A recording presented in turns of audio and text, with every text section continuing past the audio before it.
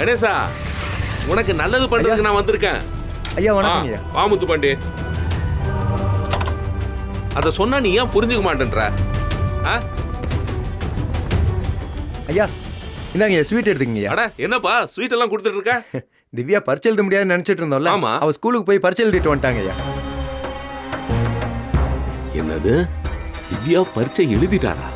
அந்த ஹெச்எம் எப்படி சம்மதிச்சாங்க? ஒன்னும் புரியலையே. ஸ்வீட் எடுத்துக்கங்க ஐயா.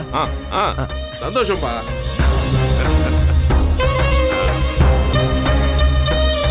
அண்ணா கணேசன் தம்பி வேண்டாம்பா, ஸ்வீட் எடுத்துக்கங்க. எனக்கு வேணாப்பா, நான் இனிப்பு சாப்பிட மாட்டேன்பா. அட ஏன் வேண்டாம், வேண்டாம்பா, ஸ்வீட் சாப்பிட்டா என்ன ஆகுது? சாப்பிடுங்க சாப்பிடுங்க.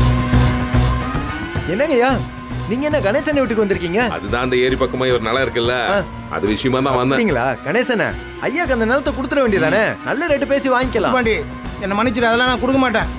இதையேதான்பா இந்த கணேசன் வந்ததுல இருந்து சொல்லிட்டு இருக்காப்ல. நல்ல விலை வாங்கி கொடுக்குறேன்னு சொல்றேன், சொன்னா புரிஞ்சுக்க மாட்டேன்றாப்ல. நீயாவது சொல்லி புரிய வை. ஐயா கணேசன் எனக்கு விவரம் பத்தாது, நான் பொறுமையா பேசி சம்மதிக்க வச்சிடுறேன். அதுக்காக நீங்க ஏன் இவ்வளவு தூரம் வந்துகிட்டு?